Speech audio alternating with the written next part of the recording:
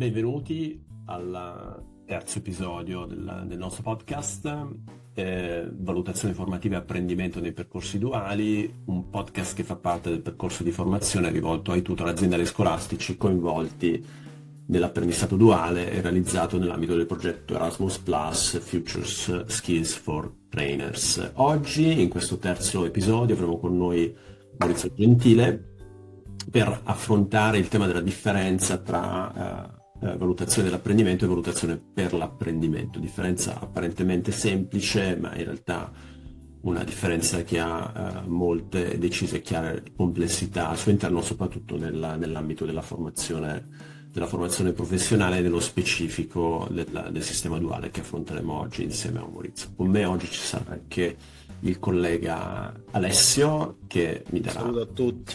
una mano nell'intervista e iniziamo a introdurre il nostro intervistato Maurizio Gentile, professore alla LUMSA di Roma, che ha molti anni di esperienza sia per quanto riguarda l'attività di ricerca che di intervento e di consulenza sul tema della valutazione. Lascerei a lui una breve presentazione e poi possiamo iniziare con la nostra intervista. A te Maurizio. Sì, benvenute, benvenuti, buonasera a tutti, buonasera Francesco, buonasera Alessio. Sì, diciamo oggi si ribaltano i ruoli, io sarò intervistato e non più intervistatore. E questo podcast è un po' così, è un po' un gioco di ruoli dove ci scambiamo di volta in volta il microfono parlando in gergo. Io sono un ricercatore, insegno didattica inclusiva, come diceva Francesco, presso la LUMSA di Roma, Dipartimento Scienze Umane. Nel 2019 ho pubblicato un libro dal titolo Valutare per apprendere, che per me ha costituito 10 anni di lavoro, e credo che l'interesse a discutere questo tema nasce anche dal primo capitolo di questo volume dedicato alla valutazione formativa, dove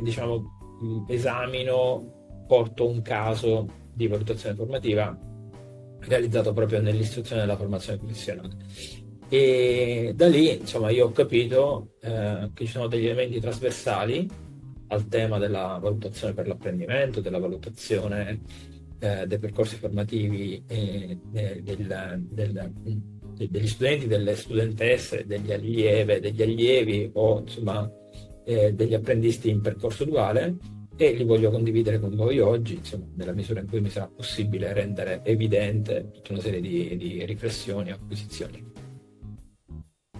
Ok, grazie Maurizio per questa tua introduzione. Possiamo iniziare con l'intervista. Allora, l'intervista abbiamo pensato di organizzarla così, proprio in questo gioco di ruoli a cui facevi tu prima riferimento, una prima parte introduttiva che vorremmo dedicare in prevalenza alle persone non esperte, quindi alle persone che hanno una conoscenza o non ce l'hanno, una conoscenza sul tema della valutazione legata all'apprendimento, e un approfondimento delle due modalità che abbiamo scelto per rappresentare questo due possibili approcci: valutazione dell'apprendimento e valutazione per l'apprendimento, e poi la parte di chiusura, una riflessione finale.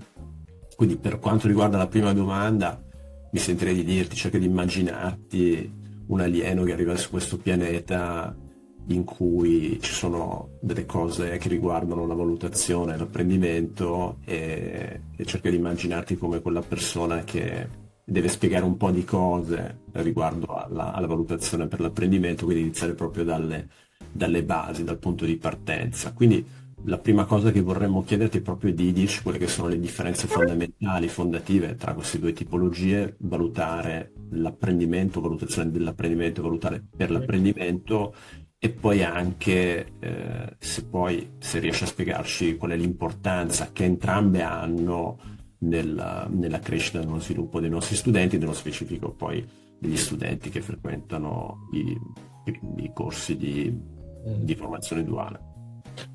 Allora, noi supponiamo che, io ho sempre avuto questo immaginario rispetto agli alieni che siano una civiltà più evoluta della nostra, quindi magari io mi confronto con lui e lui dice: no, ma questa cosa l'abbiamo superata circa 100 milioni di anni fa e adesso non ci occupiamo neanche più di valutazione perché abbiamo così fiducia nei nostri giovani apprendenti che non li dobbiamo neanche valutare. Ok, quindi buona parte dei problemi sono già stati risolti. Però supponiamo che, diciamo, su questo aspetto la nostra civiltà sia più evoluta della civiltà aliena che stiamo incontrando. E allora, diciamo, per fare proprio delle schematizzazioni molto essenziali, cosa vuol dire dell'apprendimento quando valuto l'apprendimento in termini di prodotto, valutazione dell'apprendimento, che mi riservo di esprimere un giudizio, un punteggio, una valutazione al termine di un percorso. Quindi chi, diciamo, riceve la valutazione non ha avuto riscontri precedenti, si trova di fronte quasi a un dato di fatto, qualcuno che è in un ruolo formativo, quindi di per sé in un ruolo asimmetrico, io ne so di più, tu ne sai di meno, emette un giudizio. Ok, questo diciamo nella scuola comune, chiamiamola così, degli indirizzi comuni, si chiamano verifiche, interrogazioni, compiti strutturati, esami, eccetera. E, quindi c'è, come dire, una consapevolezza da parte di chi emette il giudizio su quali sono gli errori, quali sono i punti deboli, cosa criticare, e diciamo una mh, ridotta consapevolezza, in alcuni casi quasi inconsapevolezza, da parte di chi riceve il giudizio o la valutazione. Quindi tu hai fatto un percorso, termini il percorso, facciamo una prova, io ti do un giudizio. Tra, diciamo, il percorso e la prova, la verifica, l'osservazione, il lavoro che tu presenti, non c'è una sorta di, non c'è un tessuto connettivo, cioè non c'è qualcosa che colleghi quello che hai fatto durante il percorso all'esito finale. Quindi io esprimo una valutazione del tuo apprendimento senza, diciamo, condividere con te elementi di consapevolezza, evidenze, prove, situazioni che potevi migliorare per avvicinarti il più possibile a un risultato desiderato, che io e te ci possiamo aspettare. La valutazione per l'apprendimento è tutta un'altra musica, è trasformare le situazioni valutative in occasioni di apprendimento. Quindi non c'è quasi una distinzione netta tra il momento della valutazione, il momento dell'insegnamento e il momento dell'apprendimento. Tutto si mescola con tutto ed è tutto un percorso. Noi, come dire, addetti ai lavori, scusate se ogni tanto mi permetto questa affermazione che non è assolutamente elitaria e non vuole, come dire, marcare la distanza tra chi fa ricerca e chi invece sul campo pratica. Però sostanzialmente la questione è io all'appuntamento finale arrivo con una preparazione che è stata data non solo dalle esercitazioni, le lezioni, gli incontri, i dialoghi che ho avuto con il mio istruttore, con il mio tutor all'interno della scuola, fuori dalla scuola, con il tutor aziendale, con i referenti pedagogici, con qualsiasi. Quindi arrivo all'appuntamento finale, ad un esame finale di qualifica e alla realizzazione di un prodotto che poi sarà valutato per andare poi a costruire il giudizio finale di fine percorso, preparato. Preparato da chi? E preparato da cosa? Preparato dai docenti con cui lavoro, le figure esterne e interne all'istituto, e soprattutto preparato da tutta una serie di riscontri che io ho ricevuto durante il percorso. Ecco, questo diciamo è una valutazione per l'apprendimento che diciamo non coincide con l'emissione di un giudizio formale, di un voto che andrà sul registro, sul diario, sulla scheda di valutazione. È una valutazione continua che sostiene l'apprendimento, che si può risolvere in tanti modi, anche molto concreti, diretti, che poi insomma, penso che vedremo nel corso dell'intervista, nel corso, credo, dei podcast dedicati a questa seconda sezione del nostro lavoro. Ok, allora grazie per questa prima introduzione. Allora, da quello che mi sembra di capire, pensando al tema degli alieni che sanno un po' di meno rispetto a noi che ne sappiamo un po' di più terrestri, se volessimo semplificare, e mi scuso con te per la possibile banalizzazione del tema, allora diciamo che la valutazione dell'apprendimento è quella modalità un po' più tradizionale o tradizionalista di realizzare, affrontare la valutazione, ancorandola a dei momenti specifici, a delle strategie specifiche, dando una struttura maggiore, anche forse delle aspettative diverse. Dall'altra parte invece la valutazione per l'apprendimento è un qualcosa che magari a volte non ha un vero e proprio inizio e una fine, ma si sviluppa in maniera un po' più fluida, per usare un'espressione un po' di moda in questi ultimi anni, nell'esperienza, diciamo, di apprendimento dello studente. Se volessimo, qua chiedo anche l'aiuto eventualmente di Alessio, se volessimo magari approfondire prima uno e poi l'altro, magari forse tu la troverai incongruente il fatto di separarle, però insomma noi continuiamo a separarle fino a che è possibile farlo. Se volessimo approfondirle un po' di più, prima l'una, quella dell'apprendimento, e poi l'altra, quella per l'apprendimento, anche pensando all'ambiente su cui ci stiamo focalizzando, cioè il contesto della formazione duale. Potresti darci qualche informazione in più per quanto riguarda non solo gli obiettivi che ha questa valutazione, perché forse ce l'hai già fatto intuire, ma anche come può essere realizzata, come in genere viene realizzata nel suo schematismo procedurale, e poi successivamente quali possono essere, perché questo è un altro tema di interesse, gli impatti, gli esiti che questo tipo di valutazione ha poi sulla crescita individuale, insomma, da un certo punto di vista, quindi su alcuni aspetti che riguardano il concetto che le persone hanno di se stessi rispetto a ciò che stanno apprendendo, alla loro motivazione, allo studio e all'apprendimento, e poi anche agli aspetti un po' più reputazionali.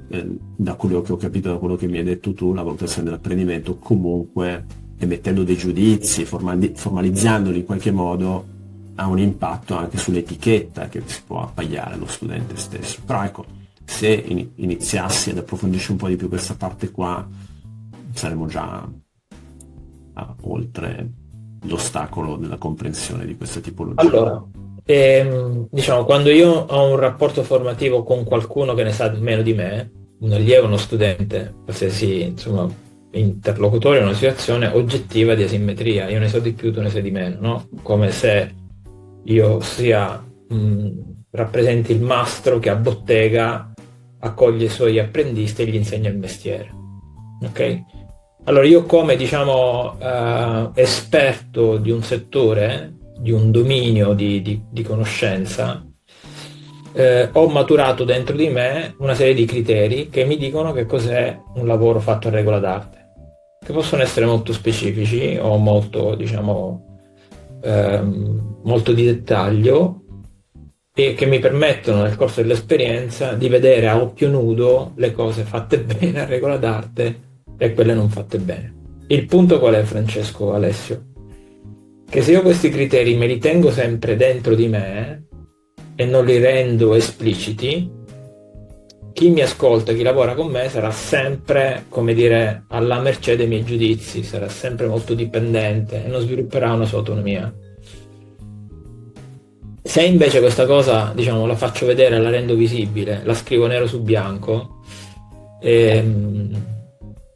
controlla sempre che appare così qualcosa di simile, no? Quando io, ad esempio, devo dire che un impianto elettrico è fatto a regola d'arte, che sia in ambito civile o in ambito industriale, che i baffi, diciamo, della parte inferiore dei cavi non devono superare i 10 mm, perché questa è una non conformità. Ecco, se io questa cosa gliela ripeto, poi mi trovo a pensare che, mamma mia, gli ho ripetuto questa cosa tante volte, non l'ha capita. Invece se questa cosa la rendo visibile, ci sono degli strumenti dentro diciamo, all'approccio alla valutazione formativa che che può permettere ai ragazzi, agli apprendisti, di interiorizzare questi criteri in autonomia. Ad esempio, noi in uno dei percorsi di cui parlavo all'inizio abbiamo utilizzato delle checklist, rubriche di valutazione. Sono due strumenti, diciamo, tecnici che non fanno altro che mettere in lista tutti gli elementi che caratterizzano un lavoro fatto a regola d'arte. Diciamo, questo strumento l'abbiamo caricato su un tablet e ogni allievo aveva la possibilità, alla fine del suo workflow, alla fine del suo processo di lavoro, di andare a controllare le conformità e le non conformità rispetto a ciò che avevano realizzato. Questo li rendeva autonomi rispetto all'istruttore e anche capaci poi di autogenerare un feedback, cioè di capire qual era la distanza tra i desiderata e quello che loro avevano fatto. Diciamo, se volessimo schematizzare questa storia dell'apprendimento, Francesco Alessio, intuitivamente, che cos'è? È un journey, un viaggio, percorso, mi fa pensare a tutte le avventure descritte da Tolkien con la Compagnia dell'Anello. È un viaggio di approssimazione verso uno stato desiderato, in questo caso distruggere l'anello e rimuovere il male dal mondo, ok? Nel caso, diciamo, dei nostri allievi, dei nostri ragazzi, è accompagnarli affinché loro raggiungano un livello, diciamo, accettabile, desiderabile, buono di competenza specifica rispetto a quel settore per cui si stanno preparando. Ora, quindi la prima linea guida che io mi sentirei di dare agli istruttori, ai tutor, è dire: chiaritevi bene qual è il vostro modello di competenza e quali sono i criteri che caratterizzano questo modello di competenza, perché se voi rendete visibili i criteri potete essere più incisivi nel processo di interiorizzazione e di sviluppo della competenza. Perché? Perché gli allievi sentono di avere potere sul loro apprendimento. Allora, chiudo il cerchio.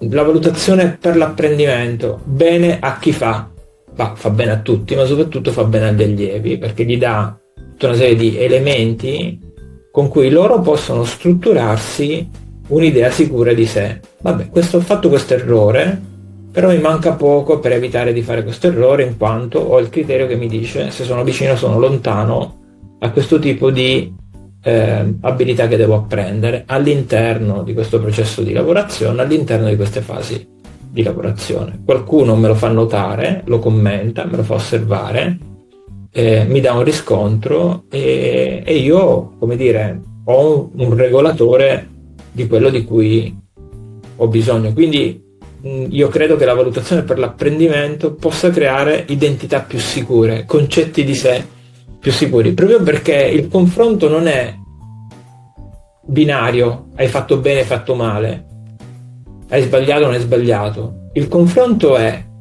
abbiamo un obiettivo, io ti sto preparando per raggiungere questo obiettivo, ti mancano 2 passi, 3 passi, 3 misure, ok, ti faccio notare che cosa ti manca, ti spiego come puoi migliorare, andiamo avanti.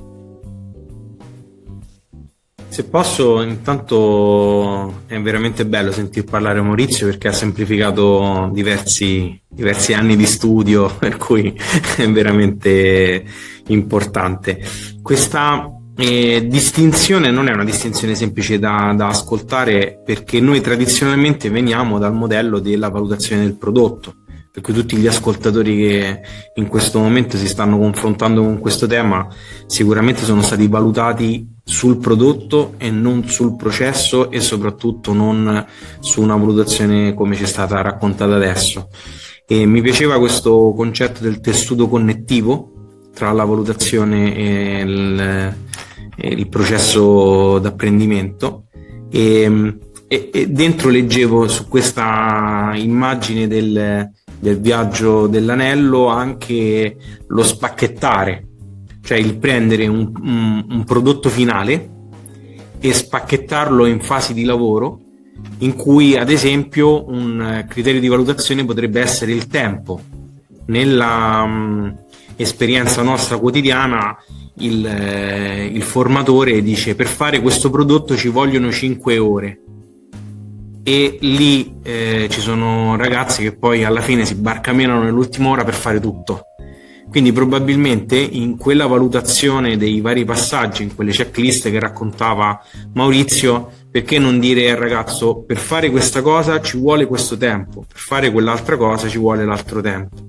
E quindi anche questo diventa una modalità di apprendere le tempistiche delle varie fasi, che per un esperto del settore è un apprendimento costruito nel tempo, però se effettivamente fosse stato esplicitato sin dall'inizio poteva essere un apprendimento più semplice.